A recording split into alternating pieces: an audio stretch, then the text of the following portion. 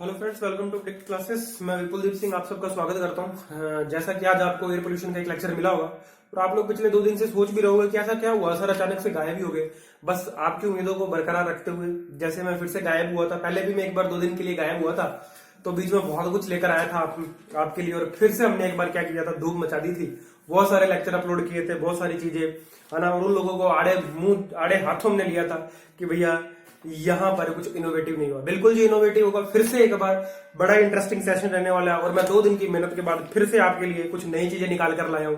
चलिए देखते हैं कि इस बार आप फिर से कितना इस वीडियो को देखते हैं, प्यार करते हैं और लाइक करते हैं। ठीक है जी, चलिए स्टार्ट करते हैं। ये हमारा जो वीडियो रहने वाला है, इस वीडियो के अंदर मैं आपको क्या क्या करवाने वाला हूँ पहले ही मैं बता देता हूँ, ताकि जिन लोगों ने, कईयों को मेरे से हो सकता है परेशानी भी हो थोड़ी सी, क्योंकि मैं साफ सीधे शब्द जो है जल्दी कह देता हूँ, है ना। इसीलिए चलिए जी, वो फिर जल्दी वीडियो बंद कर देंगे ना। और देखने वालों को तो पता है, जो ऑडियंस है उनको पता है कि हाँ यहाँ से कुछ ऐसी इंफॉर्मेशन मिलेगी, कुछ ऐसा कॉन्सेप्ट मिलेगा कि हाँ वो अभी तक किसी ने दिया नहीं होगा। वैसे ही आज हम बात करने वाले हैं राजस्थान की। ठीक है जी, राजस्थान की बात करने वाले हैं और यहाँ पर हम पढ़ेंगे करंट रिलेटेड।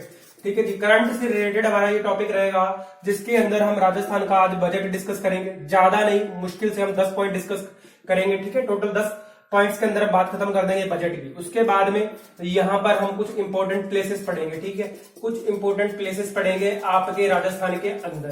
चलिए जी, इसके बाद में हम स्टडी करेंगे थोड़ी बहुत इसरो के द्वारा जो भी व्हीकल्स जो है लास्ट कुछ मंथ के अंदर जो लॉन्च हुए हैं, मतलब ये लगा लो आप पूरे के पूरे 2020 में जितने छोड़े गए वो हम सब पढ़ेंगे। ठीक है, छोड़े गए का मतलब लॉन्च जितने भी किए गए सब पढ़ेंगे।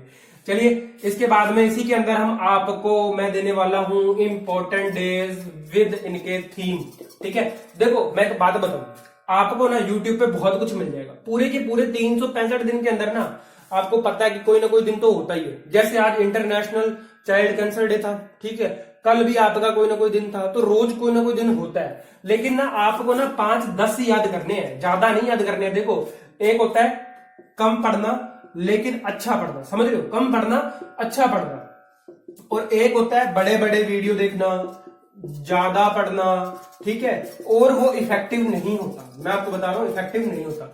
देखो मेरी बात सुनो, मेरे को बहुत सारे बच्चों ने बोला कि सर वीडियो आप बड़ी बना लो। वीडियो बड़ी बनाने में मुझे दिक्कत नहीं है, लेकिन वो बच्चा जो 2 घंटे का वीडियो देख रहा है एयर पोल्यूशन का, लेकिन मान लो उसे एक पर्टिकुलर टॉपिक उसे आता है ना, प्राइमरी पोल्यूटेंट उसे सेकेंडरी पोल्यूटेंट आते हैं, उसे दिक्कत थी प्ल्यूम बिहेवियर में, तो बताओ वो पूरा वीडियो क्यों देखे?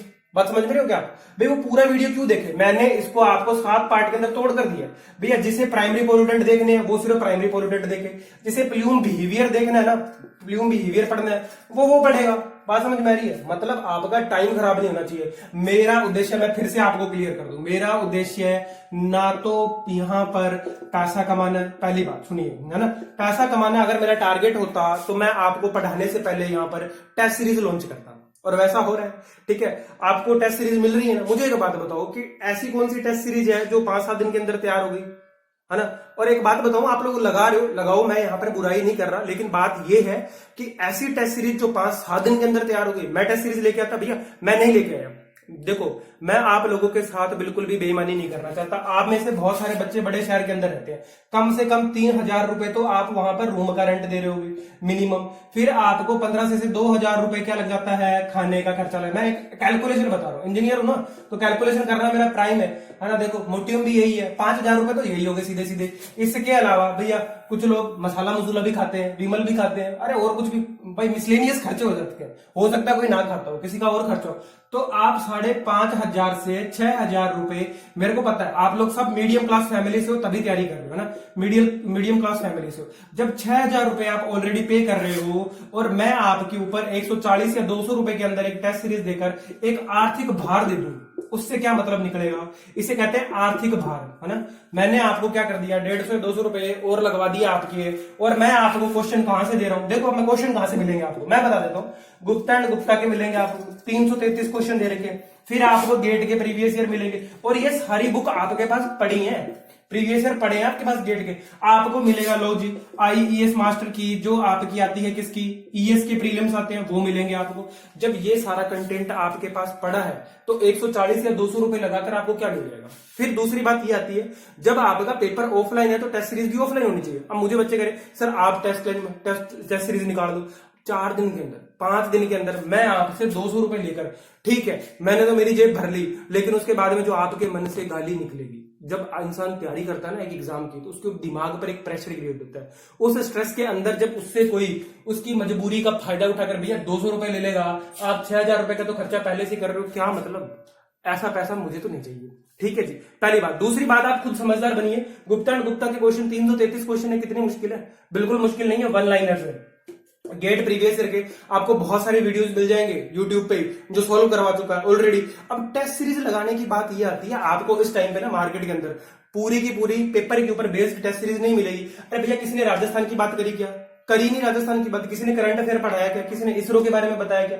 अरे नहीं बता रहे। आप लोगों को रैंडम वीडियोस देखने पड़ रहे हैं ना, कोई चीज कहीं से निकाल कर देख रहे हो, कोई चीज कहीं से निकाल कर देख रहे हो। चलो मैं अपनी बातों को लंबा नहीं खींचता, छोड़ो, मुझे नहीं समझाना। वैसे भी मुझे मालूम है कि बहुत सारे बच्चे जो है मुझे गलत समझते हैं, और उसका कारण यही है, मैं बता रहा हूँ, बहुत सारे बच्चे गलत भी समझते हैं, और बहुत सारे ऐसे भी हैं जो मेरी ऑडियंस बनी है और वो इन्हीं बातों पर बनी है कि मैं आपको रियल फैक्ट ही बोलूंगा, रियल फैक्ट बोलूंगा। मेरे पास दो तरीके की बातें करने वाला सिस्टम नहीं है। मैं आज भी एक ही बात कर रहा हूं आपसे और कल भी यही बात करूंगा। ठीक है जी, चलिए, मेरा मकसद है आपको सिर्फ और सिर्फ हेल्प करना, इस एग्जाम के अंदर हेल्प करना। ठीक है जी, चलिए स्टार्ट करते हैं। सबसे पहले इंपॉर्टेंट पॉइंट्स के बारे में पढ़ते हैं, राजस्थान से शुरू करेंगे। ठीक है जी, सबसे पहले मैं आपको बताऊं, आपका एक अवार्ड दिया गया, आपका अवार्ड दिया गया वाइल्ड फ्रेंडली आपकी ये है ग्राम पंचायत। ठीक है जी, वाइल्ड फ्रेंडली ग्राम पंचायत जो है ना, इसका अवार्ड किसे दिया गया? इसे दिया गया, ये आपका जो अवार्ड दिया गया इस बार पूरे देश के अंदर से मिला, ये मंडावर टोंक की। ठीक है, मंडावर आप लोग दोसा वाला मत समझना, दोसा भरतपुर के अंदर भी है एक मंडावर, मेरे को लगता है ना। तो वाइल्ड फ्रेंडली ग्राम पंचायत का अवार्ड इस बार दिया गया मंडावर टोंक को, पहला। ठीक है जी, पहला पॉइंट आपका, बस इतना ही पड़ता है। मूमल आप लोगों के पास टाइम नहीं है 100 पेज की मूमल लटने का, इसलिए मैं आपको करवा रहा हूं। चलिए नेक्स्ट आगे बात करते हैं। नेक्स्ट अवार्ड है आपका नानाजी देशमुख। ये आपका नानाजी देशमुख राष्ट्रीय गौरव, नानाजी देशमुख राष्ट्रीय गौरव ग्राम सभा, राष्ट्रीय गौरव ग्राम सभा, ये आपको किसको अवार्ड दिया गया? कौन सी पंचायत को दिया गया? ये आपको याद रखना भैया, नेतड़वास पंचायत, और आपका जिला है सीकर। ठीक है, मैं देख के लिख रहा हूं, बिल्कुल जी मेरे को भी याद नहीं है, सिर्फ मैंने कंटेंट निकाला और मैं जल्दी से जल्दी आपको डिलीवर कर रहा हूं। नानाजी देशमुख राष्ट्रीय गौरव ग्राम सभा पुरस्कार नेतड़वास को दिया गया, ये पंचायत है आपकी सीकर जिले की। ठीक है जी, आगे बढ़ते हैं, नेक्स्ट पॉइंट की बात करते हैं। ये पिछले कुछ टाइम से पूछा भी जा रहा है, लगातार ये क्वेश्चन पूछा जा रहा है। गीता कुमारी है ना, ये गीता कुमारी राजस्थान की एक टीचर है जिन्हें राष्ट्रीय गौरव पुरस्कार दिया गया ना, इन्हें दिया गया राष्ट्रीय शिक्षक पुरस्कार, सॉरी गौरव ऊपर वाला है, राष्ट्रीय शिक्षक पुरस्कार दिया गया। चलिए जी, अगर इनके मैं बात करूं स्कूल की, तो ये इनका स्कूल जो है वो कहां पर है? बाड़मेर जिले के अंदर है। देख रहे हो, रिमोट एरिया बिल्कुल, एकदम लाइट वाइट भी अभी तक पूरी तरह से वहां पर नहीं पहुंची। राष्ट्रीय शिक्षक पुरस्कार दिया गया गीता कुमारी, और इनका संबंध कहां से भी है? राजस्थान से, इसलिए इंपॉर्टेंट हो जाता है पढ़ना के लिए। चलिए नेक्स्ट आगे बात करते हैं। ये क्वेश्चन के अंदर देखो क्या है, थोड़ा सा ना डिटेल में जाना पड़ेगा। साफिया खान नाम की एक महिला है जिन्हें अवार्ड मिला इस बार, है ना। इन्होंने क्या जीता, क्या है एक्चुअल में? एचआरडी द्वारा एक आयोजन हुआ था। ठीक है, और वो आयोजन हुआ था आपका smart India hackathon, smart India hackathon, है ना, इसे बोला गया। और देखो जी, ये एक आपका ना सॉफ्टवेयर रिलेटेड कंपटीशन था। ठीक है, इसके अंदर क्या हुआ, ये जो साफिया खान है ये आपके राजस्थान के अलवर जिले की हैं, और इन्होंने इस कंपटीशन को, स्मार्ट इंडिया हैकथॉन को जीत लिया। अच्छा जी, इन्होंने कौन सा सॉफ्टवेयर ऐसा डेवलप किया जिसको अवार्ड मिला? इन्होंने कॉपी, एग्जाम के अंदर आप कॉपी करते हो ना, उसको रोकने के लिए इन्होंने एक सॉफ्टवेयर डेवलप किया, और उसकी वजह से इस बार इन्हें क्या मिला? इनाम मिला। और ये कहाँ की है? अलवर जिले की है साफिया खान। एचआरडी द्वारा स्मार्ट इंडिया हैकथॉन ये है जिसकी विनर रही है ये, और इन्होंने एक सॉफ्टवेयर किसके ऊपर बनाया था? कॉपी, है ना, जो अपने कॉपीज वगैरह करते हैं ना, कॉपी करते एग्जाम के अंदर नकल मारते हैं, उस नकल से बचाने के लिए इन्होंने बनाया। ठीक है जी, पहले आपको पहली बार के अंदर 4 पॉइंट यहाँ पर मिल चुके हैं, चारों पॉइंट एज इट इज जब बहुत ज्यादा इंपॉर्टेंट है इसलिए दे रहा हूं मैं। ठीक है, थोड़ा बहुत इंपॉर्टेंट तो हो सकता है आप लोग खुद से भी तैयार किया हो आपने, पर फिर भी मेरा मकसद यही है कि आपको क्वेश्चन जो है ना मिले। 30 मिनट का वीडियो देखो तो आपको वहां से 30 क्वेश्चन मिल जाए आराम से, और वो पेपर के अंदर आने वाले हो। चलिए आगे बढ़ते हैं, बात करते हैं। नेक्स्ट आपका भक्ति शर्मा, इनका नाम याद रखेंगे भक्ति शर्मा। क्यों याद रखेंगे? ये आपकी पहली अंतरराष्ट्रीय तैराक है, पहली अंतरराष्ट्रीय, अच्छा जी मैं थोड़ा ना ये हिंदी में आ गया ना, लिख देता हूँ इंटरनेशनल, पहली इंटरनेशनल आपकी क्या है, ये स्विमर है ना, स्विमर, तैराक भी है, स्विमर ही होता है ना, स्विमर है जिनकी लाइफ पर है ना, इनकी लाइफ पर क्या हो रहा है, जिनकी लाइफ पर क्या बन रहा है भैया, बायोपिक बन रही है, एक मूवी बन रही है इनके नाम पर, ठीक है जी, इनके ऊपर बन रही है। भक्ति शर्मा है, ये अपने देश की क्या है, पहली अंतरराष्ट्रीय स्विमर है जिनकी लाइफ पर क्या बन रही है, बायोपिक बन रही है, मूवी बन रही है, ठीक है जी। आगे बढ़ते हैं, नेक्स्ट आपकी भावना जाट, इनका भी नाम याद रखेंगे, भावना जाट है ना जी। इन्होंने क्या किया, पैदल चाल एथलीट है, ये पैदल चाल एथलीट है, और इस बार इन्होंने क्या कर दिया, देखो एक इन्होंने गजब का काम कर दिया, राष्ट्रीय इन्होंने क्या किया, पैदल चाल चैंपियनशिप में, पैदल चाल चैंपियनशिप में। अब आप कहोगे सर आपने पढ़ाई, भैया मैंने लिख लिया, उसके बाद मैं सीधा आपको डिलीवर करने आ गया हूं, ठीक है। पैदल चाल चैंपियनशिप में इन्होंने क्या किया, रिकॉर्ड बनाया, और रिकॉर्ड बनाकर इन्होंने क्या कर दिया, आपका ओलंपिक, जो नेक्स्ट ओलंपिक होने वाला है कौन सा, टोक्यो ओलंपिक है ना, टोक्यो ओलंपिक के लिए इन्होंने क्वालिफाई कर लिया, ठीक है जी। और ये राजस्थान से इनका संबंध है, इसलिए आप याद रखेंगे, ठीक है। सिर्फ और सिर्फ राजस्थान की बात कर रहा हूं मैं अभी तक, सारे पॉइंट जो मैं आपको दूंगा, ये नाम भी याद रखना है आपको, ये भी, ये आपका 5th पॉइंट, ये आपका 6th पॉइंट। नेक्स्ट आपका 7 पॉइंट है, वो है आपका रूमा देवी, अच्छा जी, रूमा देवी का भी नाम याद रखेंगे। रूमा देवी का नाम क्यों याद रखना है, इसका कारण जान लीजिए। इन्होंने क्या किया, आपकी जो अमेरिका के अंदर एक यूनिवर्सिटी है ना, अमेरिका में होवार्ड यूनिवर्सिटी है ना, होवार्ड यूनिवर्सिटी या हार्वर्ड यूनिवर्सिटी, आप जो भी बोलते हो, ठीक है जी। इस यूनिवर्सिटी के अंदर इन्होंने क्या किया है, संबोधन, संबोधन का मतलब होता है इन्होंने वहां पर अपने विचार कुछ व्यक्त किए होंगे, संबोधित किया, इन्होंने संबोधित किया है, ठीक है जी। नाम याद रखेंगे, रूमा देवी, अमेरिका में हार्वर्ड यूनिवर्सिटी में संबोधित किया, और ये ऐसा करने वाली राजस्थान की पहली महिला है, इसलिए इनको याद करना है, ठीक है जी। और इन्हीं में से ही लगभग एक आध क्वेश्चन आपको, एक नहीं तो दो तो मिल ही जाएंगे, पक्का है, क्योंकि मैं बजट भी डिस्कस करने वाला हूं। इसके बाद में आप नेक्स्ट याद रखे रखेंगे, नेक्स्ट पॉइंट आपका ये है मानसरोवर जयपुर, ठीक है जी, मानसरोवर जयपुर, एशिया की सबसे बड़ी, आपको पता है ना, सबसे बड़ी कॉलोनी कौन सी है, मानसरोवर जयपुर है। राजस्थान का पहला इंदिरा महिला शक्ति केंद्र बन रहा है, यहाँ पर क्या बन रहा है भैया, राजस्थान का पहला महिला शक्ति केंद्र, पहला महिला शक्ति केंद्र, ठीक है जी, बनाया जा रहा है। यहाँ पर क्या बनाया जा रहा है, मानसरोवर जयपुर में राजस्थान का पहला महिला शक्ति केंद्र बनाया जा रहा है, यह आपको याद रखना है, ठीक है। और ये कहां बनेगा, ये आपका टेक्नोलॉजी पार्क में बनेगा, अगर पूछ लिया जाए। देखो अब है तो क्या महिला शक्ति केंद्र, लेकिन बन कहां रहा है, टेक्नोलॉजी पार्क में। तो इससे आप एक अंदाजा तो लगा सकते हो कि ऑब्वियस सी बात है, ये क्या होगा, कुछ ऑनलाइन पोर्टल वगैरह होगा, समझ रहे हो क्या, ऑनलाइन काम किया जाएगा, बिल्कुल जी। इतनी जानकारी रखनी है आपको, टेक्नोलॉजी पार्क में बनने का मतलब। भक्ति शर्मा नाम याद रखेंगे, इंटरनेशनल स्विमर जिनके ऊपर बायोपिक बन रही है। नेक्स्ट भावना जाट, पैदल चाल एथलीट है, जिन्होंने पैदल चाल चैंपियनशिप के अंदर इस बार रिकॉर्ड बनाया, और इन्होंने क्या किया, टोक्यो ओलंपिक के लिए क्वालिफाई भी कर लिया जी। ये भी राजस्थान से ही है, आपको याद रखना है। रूमा देवी अमेरिका में हार्वर्ड यूनिवर्सिटी में उन्होंने संबोधित किया, और ऐसा करने वाली ये राजस्थान की पहली महिला है। नेक्स्ट मानसरोवर जयपुर जो है, यहाँ पर राजस्थान का पहला महिला शक्ति केंद्र बन रहा है, और ये कहां बनेगा भैया, टेक्नोलॉजी पार्क में। ये आपके 8 पॉइंट हो गए। आगे बढ़ते हैं, अब थोड़ा काम का होना है। जिस प्रकार का क्वेश्चन पिछली बार पूछा गया ना आपका, मटेरियल से रिलेटेड है ना, मिनरल से रिलेटेड पूछ लिया, मटेरियल से पूछ लिया, वैसा ही अभी एक पॉइंट मैं आपको देने वाला हूं, बहुत ही इंपॉर्टेंट पॉइंट है। आप मान लो कि इस पे तो ना आप आपस में ही लगा लो, है ना, बैटर लगाना चाहो तो बैटर लगा लो, क्योंकि मेरे को उम्मीद है ये पूछा जाएगा 101%। चलिए क्या पॉइंट है आपका, एक तहसील है, ये है खंडेला। खंडेला कहां पे है भैया, सीकर के अंदर। और यहां क्या मिला है, यहां पर भैया यूरेनियम के भंडार मिले हैं, यूरेनियम के भंडार मिले हैं, और ये लेटेस्ट है, ठीक है, थोड़े समय पहले ही मिले हैं, ध्यान रखेंगे। और कितना यूरेनियम मिला है, यहां पर मिला भैया 10,000 टन। बात समझ में आ रही है, कितना मिला, 10,000 टन आपका क्या मिला है, यूरेनियम की स्टोरेज मिली है भैया, स्टोरेज है ना, भंडार मिला है यहाँ पर 10,000 टन खंडेला सीकर के अंदर, ठीक है जी।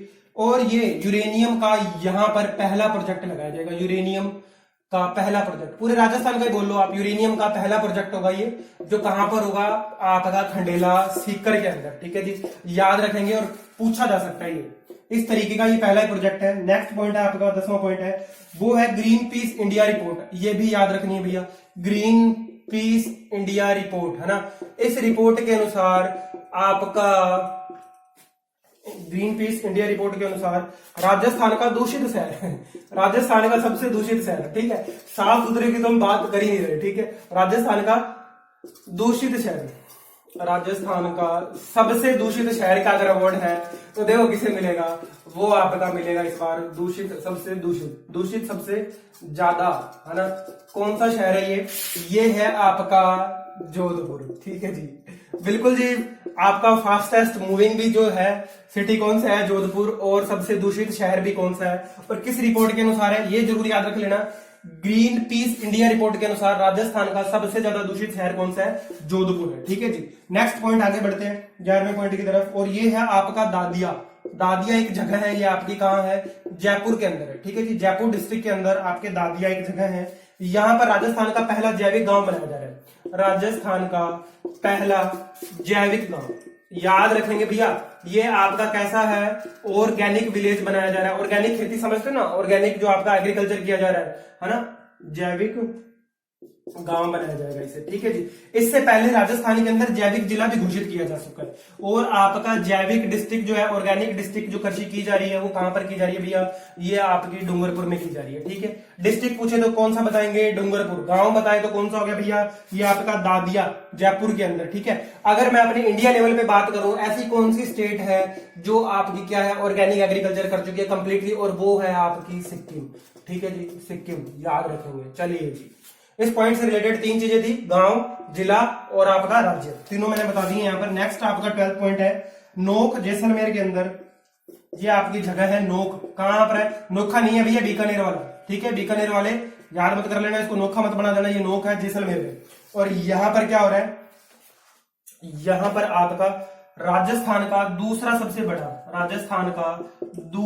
बड़ा क्या लगाया जाएगा, सोलर पार्क लगाया जाएगा। फिर से आगे हम देखो एनर्जी की तरफ, मैं पीछे नहीं छोड़ूंगा, सोलर एनर्जी का ले रहूंगा कहीं ना कहीं से पकड़ कर एनर्जी को, तो है ना।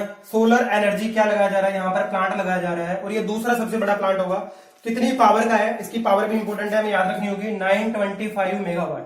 अच्छा जी, तो आप कहोगे सर सबसे पहला और सबसे बड़ा कौन सा है, नोक जैसलमेर में तो दूसरा लगाया जा रहा है। अगर पहले की बात करूं, मैं यहां लिख रहा हूं, पहला आपका है भड़ला, ठीक है, ये नाम याद रखेंगे। और भड़ला कहां है भैया, ये आपका जोधपुर में है। और अभी आपने याद किया, देखो जोधपुर से रिलेटेड 3 फैक्ट आ गए, भड़ला, जोधपुर। पहला आपका क्या है, सोलर, सबसे बड़ा सोलर प्लांट यहां लगा हुआ है राजस्थान का। फिर उसके बाद में अगर मैं बात करूं, सबसे दूषित शहर आपका अगर सिटी पूछे तो कौन सी है, जोधपुर। फिर पूछे आपका कि फास्टेस्ट मूविंग सिटी राजस्थान की कौन सी है, तो भी कौन सी है, जोधपुर, ठीक है जी। ये सारा कुछ आपको याद रखना है। और इस प्लांट की अगर मैं कैपेसिटी की बात करूं तो मेरे पास यहाँ नोटेड है, ये है 2250 मेगावाट, ठीक है जी, 2250 मेगावाट MW, ठीक है जी। ये आपके 12 पॉइंट हो गए। नेक्स्ट आगे बढ़ते हैं हम, और ये एक जगह का नाम है, ये है आपकी चोप भी लिखा हुआ है कई जगह पर चाप भी लिखा हुआ है, ठीक है। वैसे ये चोप ही बोला जाएगा, चोप है ये एक जगह। और ये कहां पर है, जयपुर डिस्ट्रिक्ट के अंदर है। यहां पर क्या हो रहा है, यहां पर आपका स्टेडियम बनाया जा रहा है भैया, ठीक है। और ये विश्व का तीसरा सबसे बड़ा स्टेडियम बनाया जा रहा है, ठीक है। 13 पॉइंट आपका चोप गांव, है ना। चोप कहां पर है, ये जयपुर के अंदर। यहां पर विश्व का, है ना, वर्ल्ड का सबसे बड़ा तीसरा, ठीक है, बात समझ रहे हो क्या, सबसे बड़ा तीसरा स्टेडियम बनाया जा रहा है, ठीक है। ये श्योर है, पूछा जाएगा राजस्थान से क्वेश्चन, ये मत सोच के जाना कि राजस्थान से नहीं पूछा जाएगा। चौक गांव विश्व का तीसरा सबसे बड़ा स्टेडियम बनाया जा रहा है यहाँ पर, ठीक है जी। बस इतना याद रखना है आपको। नेक्स्ट आगे बढ़ते हैं 14 पॉइंट की तरफ, है ना। 14 पॉइंट ये है आपका कोटा में दूसरा प्लाज्मा बैंक। कोटा में जो आपका मेडिकल है, गवर्नमेंट कॉलेज है, मेडिकल कॉलेज, ठीक है जी। मेडिकल कॉलेज के अंदर क्या बनाया जा रहा है, ये इस तरीके का आपका क्या है, सेकंड प्लाज्मा बैंक है। यहाँ पर प्लाज्मा बैंक बनाया गया। चलिए जी, ये भी याद रखना है आपको। पहला कहां पर है, पहला आपका ऑब्वियस सी बात है SMS के अंदर है, ठीक है, SMS मेडिकल कॉलेज जो है आपका जयपुर वाला। और सेकंड कोटा के मेडिकल कॉलेज के अंदर प्लाज्मा बैंक बनाया जा रहा है। चलिए आगे बढ़ते हैं, नेक्स्ट पॉइंट की बात करते हैं। नेक्स्ट पॉइंट आपका देखो, जो हमारा है ना जल संसाधन विभाग, ठीक है जी। 2 डिपार्टमेंट है जिनको अवार्ड मिला है, एक तो आपका जल संसाधन विभाग और दूसरा है आपका इंदिरा गांधी नहर, है ना। चलिए मैं लिख देता हूं इसको, IGNP लिख देता हूं ना, IGNP, इंदिरा गांधी नहर परियोजना, ये जो है, ठीक है। इन दोनों को अवार्ड मिला है। इसको तो मिला है आपका अवार्ड, इसका नाम है, मैं बता देता हूं आपको, वाटर पावर मिनिस्ट्री की तरफ से दिया गया है। और ये दिया गया सर्वश्रेष्ठ, है ना। मैं अगर ये बोलूं कि बेस्ट आपका टेक्नोलॉजी के अंदर, टेक्नोलॉजी में बेस्ट अवार्ड दिया गया, सर्वश्रेष्ठ ठीक है। बेस्ट टेक्नोलॉजी अवार्ड दिया गया इसे नवाचार के लिए, मतलब न्यू, बिल्कुल न्यू टेक्नोलॉजी यूज करने के लिए राजस्थान के जल संसाधन विभाग को पुरस्कार दिया गया। ठीक है जी, टेक लिमिटेड की तरफ से, टेक इंडिया लिमिटेड करके है, उससे अपने को मतलब नहीं है, बस आपको ये ध्यान रखना है कि जल संसाधन विभाग जो राजस्थान का है उसको best technology, new best technology का अवार्ड मिला भैया, नवाचार बोला इसे, नवाचार है ना, सर्वश्रेष्ठ नवाचार के लिए इसे पुरस्कार दिया गया। और आपका जो ये IGNP इंदिरा गांधी नहर परियोजना जो है इसे अवार्ड दिया गया, आपका जो दिया गया है उसका नाम है राष्ट्रीय नेशनल, अगर मैं बोलूं राष्ट्रीय को नेशनल भैया, राष्ट्रीय वाटर, और ये है आपका इनोवेशन। ठीक है जी, नेशनल वाटर इनोवेशन, ये अवार्ड दिया गया है किसको, IGNP को। दोनों को याद रखना, दोनों डिपार्टमेंट है, जल संसाधन विभाग और IGNP, दोनों को पुरस्कार दिया गया। ठीक है, ये आपका 15 पॉइंट हुआ। अब हम चलते हैं नेक्स्ट पॉइंट की तरफ, और ये है आपका भैया जो राजस्थान का ना संस्कृत, अगर मैं बात करूं संस्कृत, यहाँ पर थर्ड लैंग्वेज चला करती है राजस्थान के अंदर संस्कृत को पढ़ने के लिए एक एप्लीकेशन बनाई गई है, और उस एप्लीकेशन का नाम है देववाणी ऐप। देखो ऐप का क्वेश्चन भी पूछा जा चुका है, इससे पहले मैंने आपको एक ऐप और बताई थी, वो थी एस्ट्रैक ऐप। ठीक है जी, फ्लाईएश के लिए बताई थी, याद रख लेना। ये देववाणी ऐप, ये भी इंपॉर्टेंट है। ये किससे रिलेटेड है, ये संस्कृत पढ़ने से रिलेटेड है। ठीक है, अब इसके बारे में ना पूरी की पूरी जो जानकारी है वो मैं आपको नोट्स के अंदर मिल जाएगी, मैं PDF अपलोड कर दूंगा तो। ठीक है, क्योंकि बहुत सारे बच्चे ऐसे होते हैं जो PDF पढ़ने वाले भी होते हैं, उनको बहुत सारे वीडियो देखने में टाइम खराब होता है, हम सीधा PDF पढ़ेंगे। ठीक है जी, आपकी इच्छा, आप PDF पढ़िए, ठीक है, कोई दिक्कत नहीं है, आप PDF पढ़िए। आपको वीडियो देखना है वीडियो देखिए। वीडियो के अंदर क्या होता है, रिलेटेड कोई ना कोई 1-2 पॉइंट और मिल जाते हैं। देखो एक एप्लीकेशन 17 पॉइंट है, एक एप्लीकेशन स्टार्ट हुई थी लॉकडाउन के अंदर, स्माइल, ये भी पूछी जा सकती है ना। ये क्या है, इसकी देखो फुल फॉर्म क्या है, ये है आपकी सोशल मीडिया इंटरफेस, समझ रहे हो क्या, social media interface for learning. याद रखना पड़ेगा आपको, क्यों रखना पड़ेगा भैया, लॉकडाउन के बीच में बच्चों को पढ़ाई कराने के लिए, विद्यार्थियों को घर रहते हुए, ठीक है जी, स्टूडेंट को घर पर रहकर पढ़ाई करने के लिए, ठीक है, घर पर रहकर पढ़ाई करने के लिए एक एप्लीकेशन बनाई गई, और उस एप्लीकेशन का नाम क्या था, स्माइल। ठीक है, स्माइल, ये पूछा जा सकता है। देखो दूसरी एप्लीकेशन मैंने फिर से बता दी आज की वीडियो के अंदर, पहले आपको बताई देववाणी, ठीक है, फिर मैंने बताई आपको स्माइल ऐप, अभी एक और आएगी, ठीक है, वो भी बताऊंगा मैं जल्दी, वो बजट के अंदर बताऊंगा। नेक्स्ट आगे बताता हूं मैं आपको, जल संकट से प्रभावित क्षेत्रों में जल संरक्षण के लिए जागरूकता संदेश फिल्म टर्टल, ये नाम आपके लिए इंपॉर्टेंट है। ठीक है, ये किस लिए आपको, ये तो पता ही है कि राजस्थान का मैंने वीडियो अपलोड किया था एक, है ना, वो आपको पता हो तो, भूगोल का, और उसमें मैंने पश्चिमी मरुस्थलीय प्रदेश बताया था। डेजर्ट आपका इकोसिस्टम, अगर आप एग्जांपल लेते हो एनवायरमेंटल स्टडीज के अंदर, तो डेजर्ट इकोसिस्टम के अंदर आपको पता है कि वाटर की क्या होती है, स्कैरिसिटी होती है, पानी बिल्कुल कम होता है। तो ऑब्वियस सी बात है कि जब राजस्थान के अंदर कोई इस तरीके की मोटिवेटिंग मूवी आएगी तो कुछ ना कुछ तो इसे मिलेगी ना राहत, और इसे राहत मिली भैया किससे, SGST से, जो स्टेट की आपकी GST लगती है उससे क्या कर दिया गया, इस मूवी को फ्री कर दिया गया, टर्टल। और ये मूवी रिलेटेड किससे थी, ये आपके जल संरक्षण से, ठीक है जी, जल संरक्षण से रिलेटेड है, और जल संकट की तरफ भी थोड़ा बहुत ये क्या करती है, आपको नजर लगाती है। बस आपको इतना ध्यान रखना है, वाटर कंजर्वेशन से रिलेटेड है। ठीक है, और टर्टल मूवी को SGST से फ्री किया गया, कहां किया गया भैया, राजस्थान में फ्री किया गया। ठीक है, ये पॉइंट आपको याद रखना। चलिए जी, ये सारा हुआ इंपॉर्टेंट जो पॉइंट्स थे। अब अपने थोड़ा चलते हैं बजट की तरफ, है ना। थोड़ा सा बोरिंग टॉपिक होता है बजट पढ़ना, क्योंकि ना बजट ज्यादातर लोगों ने, आप में से कभी किसी ने पढ़ा ही नहीं होगा, लेकिन देखो अब पढ़ना पड़ेगा, क्योंकि पूछ सकता है, डेफिसिट पूछ सकता है, एक्सपेंडिचर पूछ सकता है आपको। ठीक है, कुछ भी पूछा जा सकता है इस एग्जाम के अंदर, और आपको याद करना पड़ेगा। ठीक है जी, चलिए जी स्टार्ट करते हैं फिर राजस्थान का बजट। नेक्स्ट पॉइंट है हमारा, चलिए ये है आपका राजस्थान का बजट। मैं टाइम बिल्कुल नहीं खराब कर रहा भैया, राजस्थान का बजट है ना, बस इंपॉर्टेंट पॉइंट डिस्कस करेंगे, डिटेल में नहीं पढ़ना अपने को। सबसे पहले तो इसी के अंदर आप जान लो, इंडिया हैप्पीनेस, स्टार्ट करते हैं इंडिया हैप्पीनेस से, और ये आपका था इंडिया हैप्पीनेस इंडेक्स, दिया गया था 2020 के अंदर। इसमें भैया राजस्थान की रैंक क्या रही, ये बड़ी इंपॉर्टेंट है ना, ये रैंक आपको याद रखनी है, पूछी जा सकती है, और ये थी आपकी 31। देख लो भैया राजस्थान की रैंक कौन सी आई है इंडिया हैप्पीनेस इंडेक्स के अंदर, 31 नंबर पर। और फर्स्ट रैंक, ये जरूर याद रखनी है, फर्स्ट रैंक किसकी थी, ये आपकी थी मिजोरम की। चलिए ये एक और पॉइंट हो गया हमारा। आगे बढ़ते हैं, बजट जो था आपका प्रस्तुत किया गया था, ये डेट बड़ी इंपॉर्टेंट होती जाती है कई बार, 20 फरवरी 2020 को। और बजट प्रस्तुत किसने किया? आपके सीएम अशोक गहलोत ने। ठीक है जी, अशोक गहलोत जी ने यहाँ पर क्या किया? बजट प्रस्तुत किया। क्यों किया? देखो, होता काम किसका है? वैसे तो ये वित्त मंत्रालय का होता है, लेकिन इन्होंने क्या किया हुआ है, वित्त मंत्रालय जो है ना खुद का, स्टेट का, वो अपने अंडर में रखा हुआ है, वित्त से रिलेटेड जितना भी काम है। तो बजट किसने प्रस्तुत किया? इन्होंने किया। इन्होंने अपने बजट को ना क्या किया, 7 पॉइंट्स के अंदर ना डिवाइड कर दिया, और उसी के अंदर इन्होंने बोला, काफी कुछ बोला ना, संकल्प लिए इन्होंने। मतलब कहने का मतलब यह है कि पूरा का पूरा जितने भी डिपार्टमेंट्स हैं उनको 7 पार्ट्स में डिवाइड किया, और उनके लिए अलग अलग परियोजनाएं बताई, सारा कुछ उसी के अंदर बताया। इन्होंने अपने अभिभाषण बोला जाता है इसे, अभिभाषण, बजट भाषण बोल लो ना आप, बजट भाषण, ठीक है, बजट भाषण होता है। उसके अंदर इन्होंने 7 पॉइंट्स के अंदर सबके लिए सब कुछ दिया, और मैं आपको वही इनका जो बजट भाषण था ना, सिर्फ वही डिस्कस करने वाला हूं। एक्चुअल में मैं आपको रिपोर्ट नहीं पढ़ा रहा, ठीक है। चलिए सबसे पहले बात करते हैं टोटल एक्सपेंडिचर। अगर मैं बात करूं टोटल एक्सपेंडिचर की, तो ये डेटा आपको एज इट इज याद करना होगा।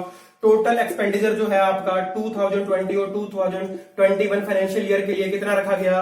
ये आपका रखा गया भैया रुपीज के अंदर, मैं आपको बता रहा हूं 225, ठीक है, 731 करोड़ रुपए, इतने करोड़ रुपए रखा गया। एक्सपेंडिचर रखा गया आपका 2020 से 2021 के लिए, और ये आपका फाइनेंशियल ईयर, ठीक है, फाइनेंशियल ईयर के अंदर बात हो रही है, रखा गया थी। चलिए जी, ये अब आपका 2019-20 जो पिछला फाइनेंशियल ईयर था उससे कितना परसेंट ज्यादा था? पहला क्वेश्चन तो यहीं से बन जाता है कि 2020-21 के अंदर जो आपका एक्सपेंडिचर रखा गया वो 2019-20 से कितना प्रतिशत ज्यादा था? तो भैया ये आपका 0.4% ज्यादा था, ठीक है जी, 0.4% ज्यादा था। चलिए जी, आगे बढ़ते और बात करते हैं आपका फाइनेंशियल ईयर 2020-21 के अंदर फिस्कल डेफिसिट। मैं यही लिख रहा हूं आपका फिस्कल डेफिसिट, ठीक है जी, फिस्कल डेफिसिट। अगर मैं बात करूं इसे क्या बोला जाएगा? इसे बोला जाएगा आपका, क्या बोलते भैया, वो क्या बोलते हैं, घाटा बोलते हैं डेफिसिट तो, और फिस्कल मतलब क्या बोलते हैं, राजकोषीय घाटा, ठीक है जी, ये बोला जाएगा हिंदी के अंदर फिस्कल डेफिसिट को। चलिए याद करेंगे इसे, कितने रुपए है ये आपका? 33922, और ये है आपका 77 लाख। इतने रुपए आपका क्या है? फिस्कल डेफिसिट, राजकोषीय घाटा। मतलब सरकार ने क्या दिया हमें, भैया इतने रुपए का तो घाटा ही हो गया, हम क्या करें, ठीक है, हमारी तो पर्सनल प्रॉब्लम है।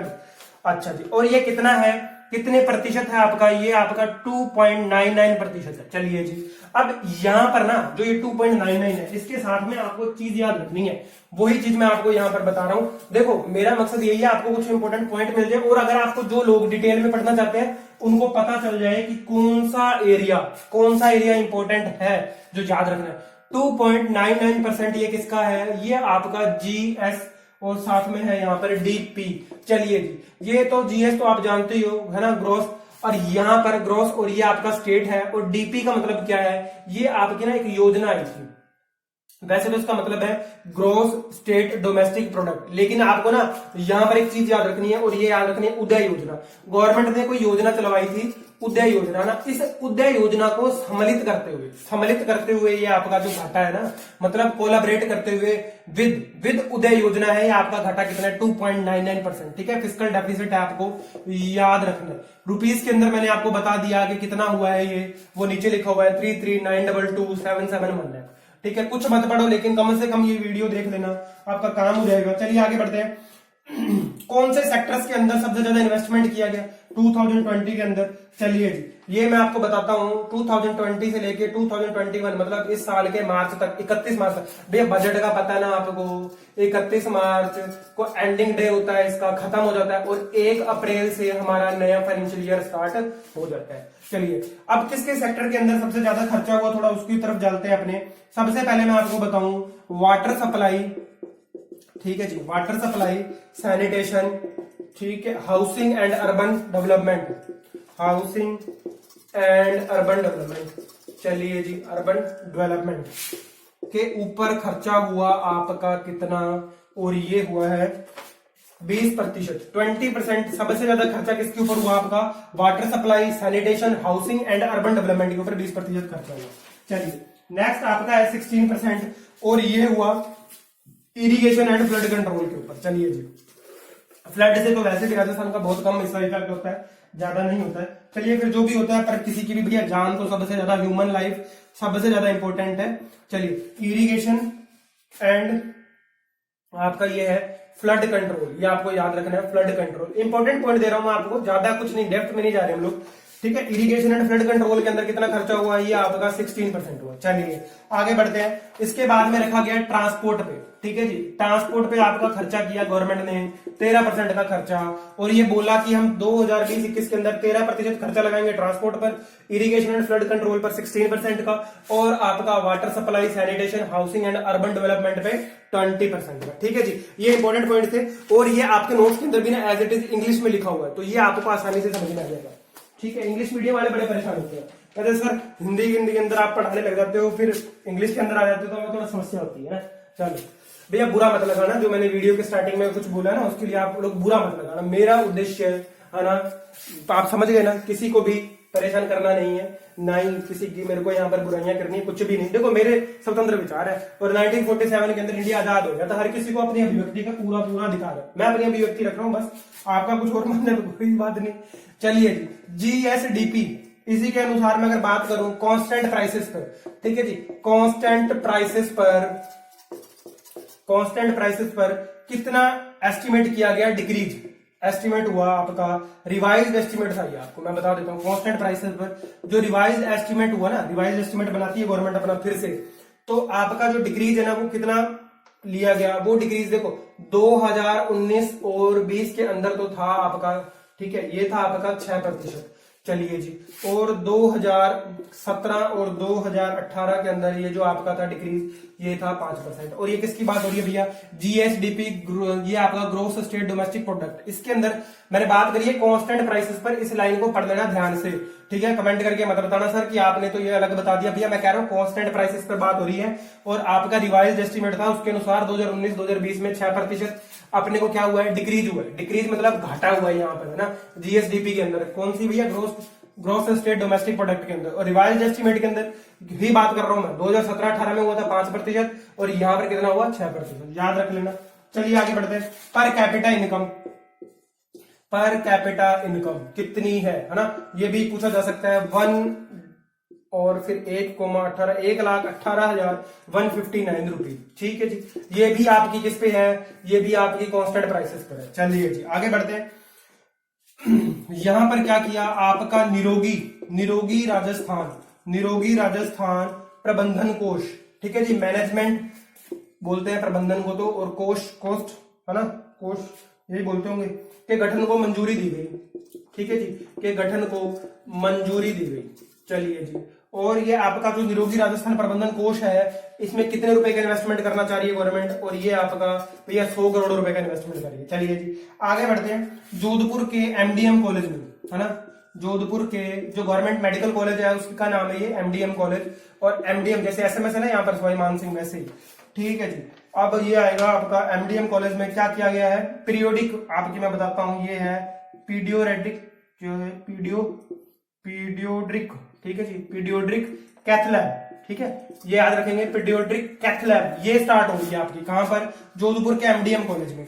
और जो आपका SMS हॉस्पिटल है जयपुर वाला, ठीक है जी, जयपुर वाला, यहाँ पर क्या हो रहा है, यहाँ पर भी एक नई चीज हो रही है, ये भी आपको पढ़नी है भैया। आपका मेडिसिन के अंदर एक डिपार्टमेंट लिया, ठीक है जी, न्यूक्लियर मेडिसिन डिपार्टमेंट, इंपॉर्टेंट है इसलिए लिखवा रहा हूं, नहीं तो आप मुमल पढ़ते ही हो।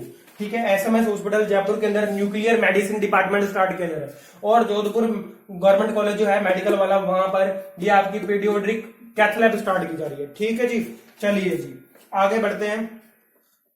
और एक याद ये भी रख लेना, गवर्नमेंट होम्योपैथिक कॉलेज खुल रहे हैं आपके जोधपुर और अजमेर के अंदर। ठीक है, होम्योपैथिक का मैंने, वैसे तो 5 और गवर्नमेंट कॉलेज खुल रहे हैं मेडिकल कॉलेज, लेकिन आप ये 2 होम्योपैथिक कॉलेज याद रखना ना, एक तो अजमेर के अंदर और दूसरा कहां पर, जोधपुर के अंदर। ठीक है, मोस्ट प्रोबेबल पॉइंट्स बता रहा हूं मैं आपको जो पूछे जा सकते हैं। चलिए, ये तो पहला आपका संकल्प था जो मैंने बता दिया, ये स्वास्थ्य से रिलेटेड। दूसरा संकल्प जो था बजट अभिभाषण के अंदर, वो था संपन्न किसान। बोला जी हम किसानों के लिए बहुत कुछ करेंगे, संपन्न किसान, इनके लिए क्या कहा गया, इनके लिए कहा गया कि 25,000 सोलर पंप इंस्टॉल करवाए जाएंगे, और इसके लिए कितने रुपए दिए गए, 267 करोड़ रुपए का प्रावधान किया गया 25,000 सोलर पंप लगवाने के लिए। चलिए आगे बढ़ते हैं, एक एक पॉइंट बस जो इंपॉर्टेंट है वो ही डिस्कस होगा। तीसरा संकल्प क्या था इनका, तीसरा बजट अभिभाषण के अंदर इनका संकल्प था आपका, किससे रिलेटेड था, वो था आपका महिला बाल विकास। चलिए जी, महिला बाल विकास से रिलेटेड था। और यहां पर क्या कहा गया, यहां पर क्या कहा गया, यहां कहा गया आशा सहयोगिनी। ठीक है जी, ये तो आपको पता होगा, राजस्थान के जो रहने वाले हैं, राजस्थान में क्या होता है भैया, ये आशा सहयोगिनी जो है ना, ये आंगनवाड़ी है ना, आंगनवाड़ी केंद्र होते हैं, वहां पर जो आशा सहयोगिनी है वो, और आपके जो क्या है एएनएम, जो एएनएम होती है ना, ये आपकी जो क्या बोलते हैं सामुदायिक स्वास्थ्य केंद्र, उनके अंदर एएनएम और जीएनएम दो होती है ना। तो एएनएम और आशा सहयोगिनी के मध्य क्या करने के लिए भैया, कम्युनिकेशन करने के लिए एक एप्लीकेशन बनाई गई, और इसका नाम क्या है आपका, इसका नाम है A3F। फिर से देखो, फिर से एक एप्लीकेशन आ गई। अगर एप्लीकेशन से रिलेटेड क्वेश्चन आया तो इनसे आ सकता है। आशा सहयोगिनी और एएनएम के मध्य कम्युनिकेशन बनाने के लिए, बेहतर समन्वय के लिए कौन सी एप्लीकेशन बनाई गई, A3F बनाई गई है। चलिए आगे बात करते हैं। ये मैंने आपको बता दिया शायद, नहीं तो फिर यहीं पे लिख लीजिए, नेक्स्ट पॉइंट के इसी पॉइंट के अंदर ही है। जयपुर में इंदिरा गांधी, ठीक है जी, जयपुर में इंदिरा गांधी महिला शोध केंद्र, महिला शोध केंद्र, ठीक है, महिला शोध का मतलब है रिसर्च सेंटर। ठीक है जी, आपका ये क्या खोला जा रहा है, SEARCH सेंटर, ठीक है जी, रिसर्च सेंटर खोला जा रहा है। चलिए इसके बाद में इसी पॉइंट के अंदर मैं बताऊं आपको, जो आपका क्या है इकोनॉमिक वीकर सेक्शन, कौन सा भैया, ओबीसी वाले, आर्थिक पिछड़ा वर्ग है ना, ओबीसी के लिए क्या किया जा रहा है, यहां पर आपका पिछड़ा वर्ग बोर्ड, ठीक है, पिछड़ा वर्ग बोर्ड स्थापित किया जाएगा। और ये पिछड़ा वर्ग बोर्ड जो है, इसके लिए रुपए भी दिए जा रहे हैं भैया, ठीक है जी, दिए जा रहे हैं तो ले लो, कोई दिक्कत नहीं है। चलो रुपए तो इंपॉर्टेंट नहीं है, बस आप इतना याद रख लेना कि ओबीसी के लिए पिछड़ा वर्ग बोर्ड जो है वो भी स्थापित किया जाए। आगे बढ़ते हैं। नेहरू, ये है आपका नेहरू बाल संरक्षण कोष, इसकी गठन की, इसके रुपए में थोड़ा ऊपर मिक्स करने पड़ा था, अच्छा हुआ बचत रहेगी।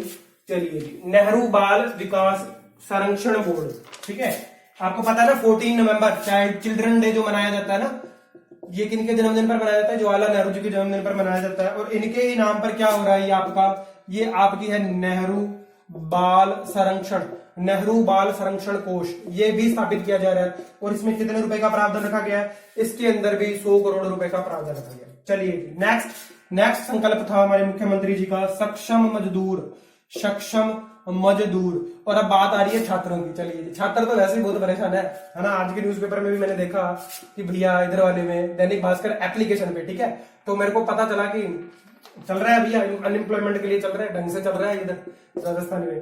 चलिए जी, यहाँ पर बात करूंगा मैं सिर्फ उद्योग की, छात्रों के लिए तो कुछ खास किया नहीं जा रहा, तो उनकी बात नहीं करेंगे, हम उद्योग की बात करेंगे इसी सेक्टर के अंदर।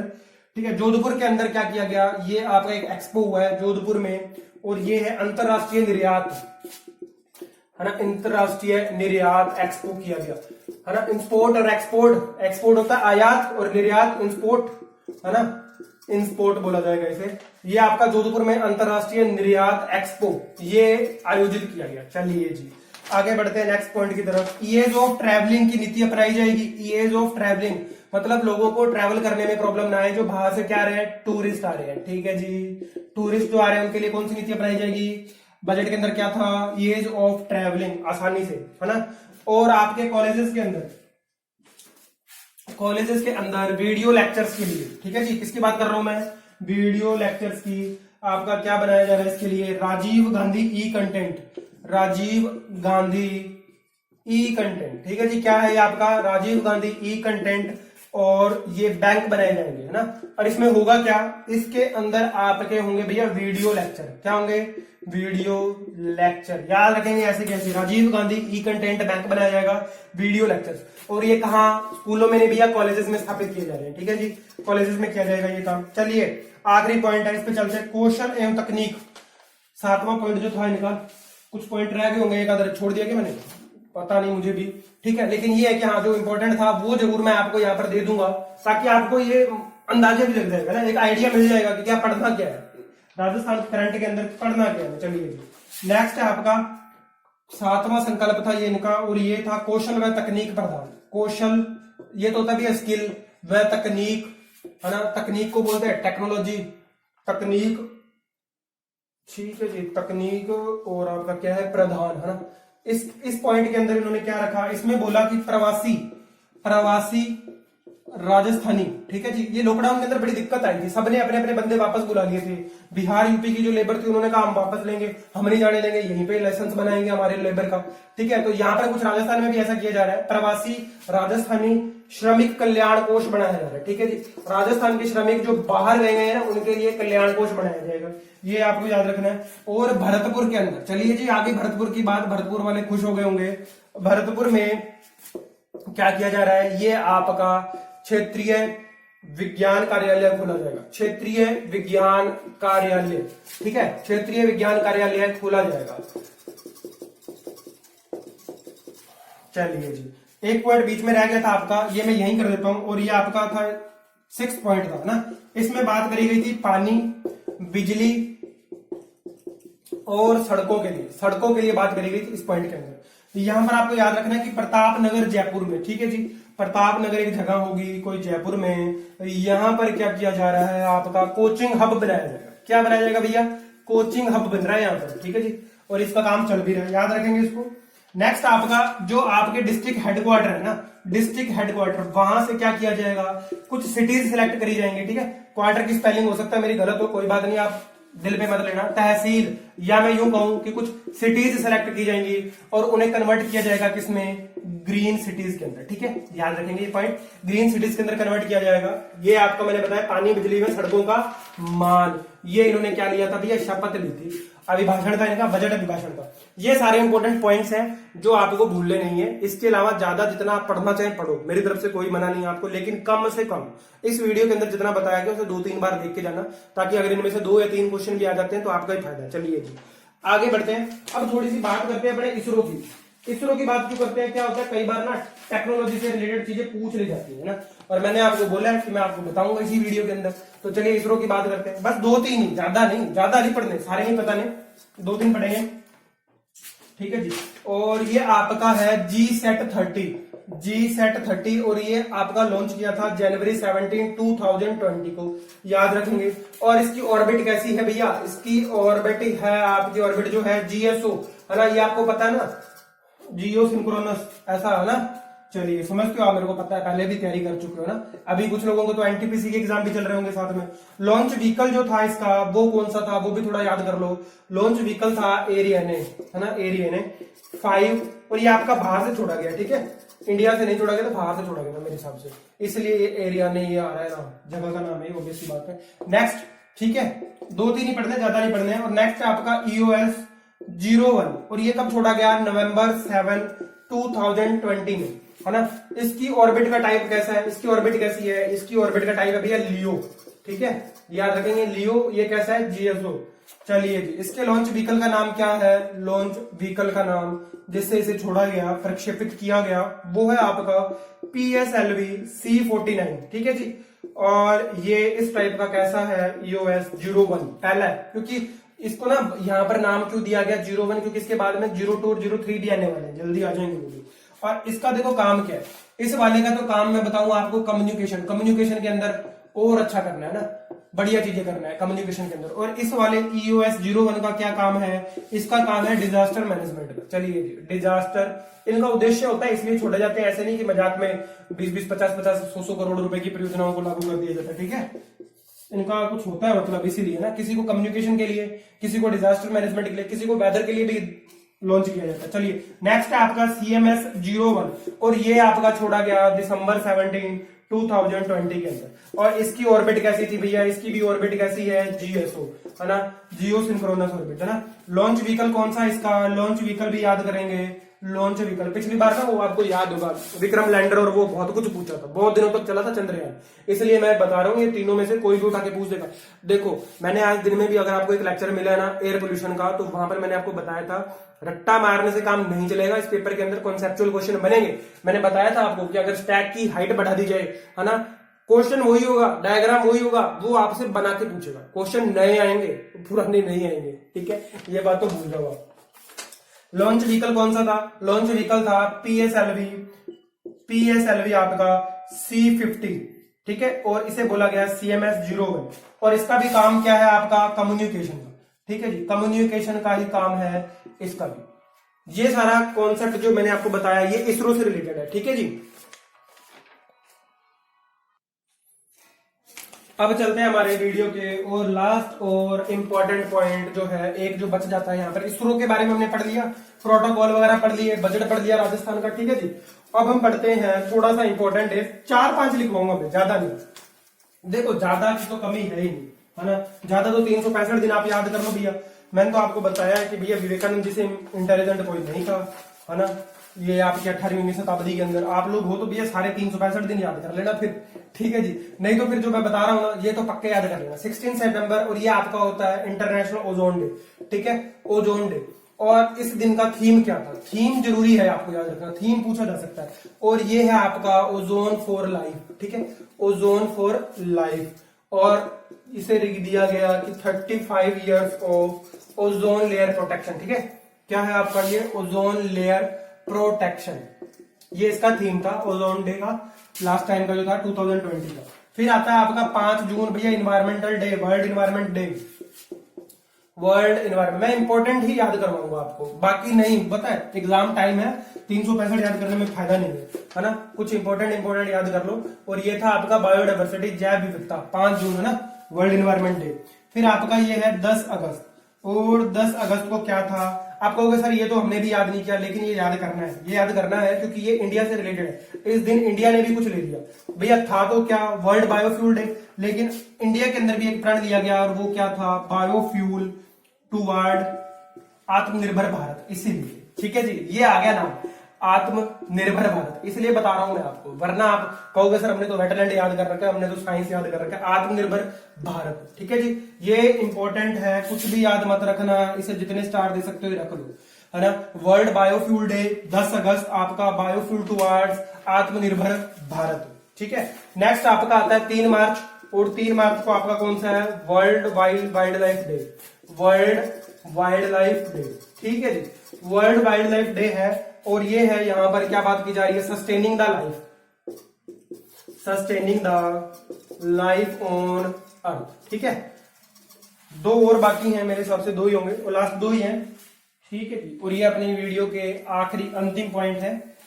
तो ये वीडियो थोड़ा बड़ा बन गया है, लेकिन चलो कोई बात नहीं, आप लोग भी अब देखो देखना तो पड़ेगा, कोई इलाज नहीं है, क्योंकि बहुत कुछ है इस वीडियो के अंदर। अगर आप इस वीडियो को छोड़ रहे हो तो फिर आप ये समझो कि आपने बहुत बड़ी चीज छोड़ दी, क्योंकि यहां से क्वेश्चन मिलेंगे, मैं श्योर हूं। वर्ल्ड वाटर डे, क्योंकि मैं 2 दिन की मेहनत के बाद निकाल के लगाऊं ये चीजें।